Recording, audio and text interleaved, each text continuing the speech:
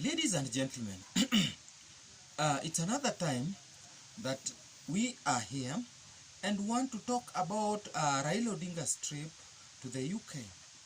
Ladies and gentlemen, when you look at Raila Odinga's trip, it was a trip that was specifically going to rectify the mistakes and talks that was had by William Samoei Ruto. The talks of Raila Odinga in the UK centered around what Kenya is going through, what Kenya needs, and where Kenya is supposed to be. Ladies and gentlemen, when you look closely to what the things that Raila were talking, especially about policy, economy, and his his economic model, the trickle down. Ladies and gentlemen, it was very easy to understand, so much that you wonder why William Ruto is trying to push this bottom-up agenda. You see, Raila was very categorical, especially on his talks. And when Raila was asked questions, you see, the way he referred to history, the way he recalled some of the issues of Africa and at large Kenya. Ladies and gentlemen, Raila is a person who knows where this country has come from. And he's always trying to answer questions using history.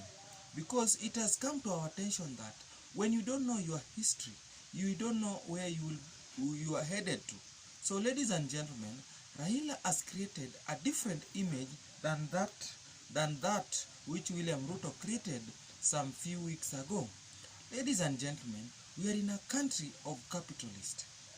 You know, we are in a country where few people have the capital to give other people job opportunity.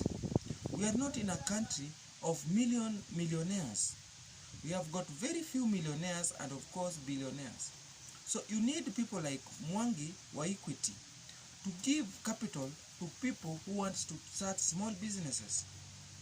When you say that you want to compel the banks, like William Ruto is purporting, to compel the banks to give people loans without collateral, that one government is the only one that can do that.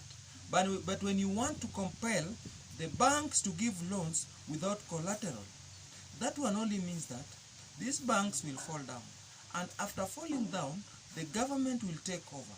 And when the government takes over most of these parastatals, it becomes a disaster. So ladies and gentlemen, Kenya is a capitalist country. Communism cannot work, especially at this time. Most of these things did not work in Africa, especially in Tanzania. Look at the Chama cha Mapinduzi, CCM by Nyerere. They wanted a communism state. It did not work. So, William Ruto does not stand for communism. He is using communism agenda as a way to get votes and evoke emotions from annoying Kenyans. So, ladies and gentlemen, we are here to tell you, William Ruto does not stand for communism. You see? One, William Ruto is more of a capitalist than Raila Odinga, you know. So, when he's saying that he's a communist and he wants the lower people to come up, where is he going to get these monies? Because these monies belongs to the bank and of course the government. The government does not have enough money to give people to start businesses. The government can only give a few cash to very few people who are serious.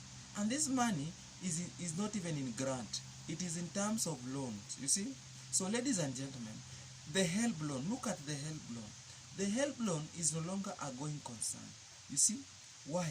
Because young men and women of this country go to the university, they acquire help loans, and after getting these loans, they graduate, they don't have jobs, you see. So we want a government that will try to bring courses in the universities and colleges and TVETs, courses that will bring jobs to the youth. You see, we have so many youths doing business courses like business management. How many companies have business managers? You see, you'll find an accountant, maybe one. You'll find a supervisor acting like a manager. You see, so it is very easy to pay a supervisor who is experienced in his job than a manager who comes from the university.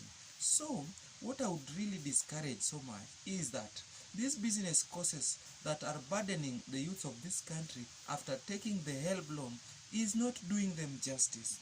We should introduce more and more of technical courses, whereby if you are not employed by a company, you can do this thing on a private capacity. That is how to create job for the youth in this country. William Ruto does not talk about that. But the only person I've seen talking about that is Raila Odinga. Because William Ruto is saying that he will pump, I don't know, 50 billion in people's pockets. And how do you do this? Have you trained these people on business? What model are you going to use to disburse these monies? You see, these are the things we are supposed to get from William Samoei Ruto, because talks are cheap. At the end of the day, people need to put food on their table. People need to take their children to school. The education is becoming more and more expensive. The education is no longer free. Things are not working, ladies and gentlemen. Talk is cheap, and slogans, bottom up, hustler, those ones will not pay school fees for our children, will not buy clothes and food, and build houses for our people. Ladies and gentlemen, which model is William Ruto going to use to disburse 50 billion? And where is he going to get this 50 billion? Because as per now, the government does not have money to pay even its workers, to increase their salaries. You see, the government is no longer a going concern, ladies and gentlemen. We cannot break even at KQ. KQ is falling down, ladies and gentlemen. Kenya Power is down. KPLC finished. Ladies and gentlemen, KenGen is done and dusted, ladies and gentlemen. So, Raila Odinga is talking about industrialization, a situation whereby if we have many industries and we have trained our youth towards these technicalities, these technical jobs that are being offered in the industries, then our people, we are going to get opportunities in terms of job. And if these people are employed, they'll be able to get loans in the bank. We have got salary accounts. If you have a salary account in this country, it's very easy for you to get a loan. And when you get this loan, you can invest in your own enterprise, business, or company. Ladies and gentlemen, this is what we are talking about. This is the kind of things we want a presidential candidate to talk to us. How are we going to increase the capacity of industrialization in this country? How are we going to provide health care and cover for everybody in this country who cannot afford it? How are we going to have a free education, and very free, not just free, education to our children? Most of these things are just said, but you see, we need a presidential candidate who will actualize most of these things, not just sanitize them. Ladies and gentlemen, William Ruto is playing with Kenyan emotions.